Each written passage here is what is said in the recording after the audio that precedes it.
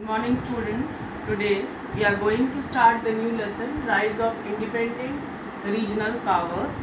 But this lesson is not included in your mock test 2. Okay, so this lesson is just a new lesson we are starting, but this is not coming in mock test 2. Be clear, it will not be added in mock test 2.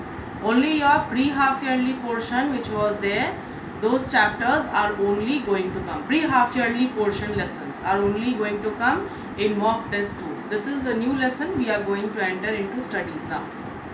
Okay, rise of independent regional powers. New states and kingdoms had arisen as the Mughal Empire began to disintegrate. The downfall of Mughal Empire because of the luxuries, because of the invasions of the new kingdoms. The political vacuum was filled up by new independent powers in Bengal, in Awadh, in Hyderabad, Mysore, Maratha, Sikh and Rajputs.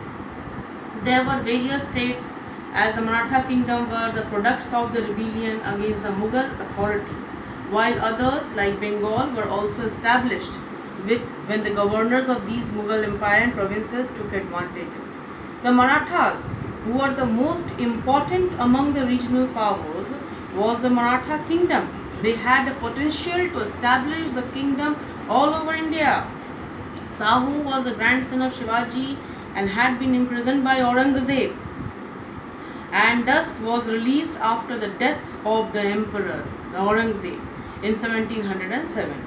A war of succession broke out among the Maratha. Sahu succeeded in capturing the Maratha throne with the help of Balaji Vishwanath. Similarly, the Sahu's ease-loving and weaknesses was gradually reduced to a position of ceremonial head of the Maratha kingdom. Means, while the real powers of the authority was exercised by the Peshwa. That means Peshwas were only exercising the real powers. The real head were the Peshwas.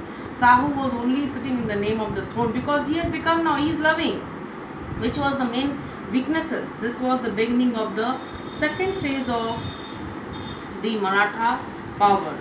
Hence, Balaji Vishwanath now took full advantages, and the power and prestige of the Maratha succession enhancement had gone in the hands, and thus now all the territories which had once belonged to Shivaji had been conquered by Aurangzeb were now restored to Sahu.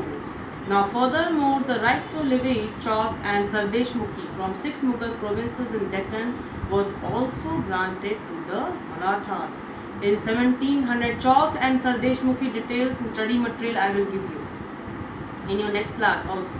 So in 1719, Balaji Vishwanath marched to Delhi to help the Sayyid brothers with Farooq Siyar. Balaji Vishwanath had made the Marathas a formidable power. There were major developments at the time of the Marathas. There were prominent Maratha families like Sindhya, Bhosle and Holkar.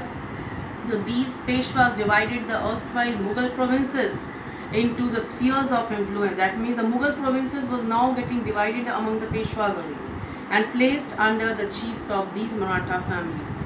Thus now Balaji Rao continued to follow the policy of expansion. During his reign, the Maratha Empire reached the heights of its power and glory. In the north, Marathas became the power behind the Mughal throne.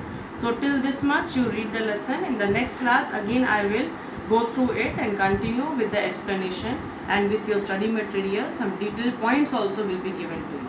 So just read these 2 pages for starting the lesson. Thank you.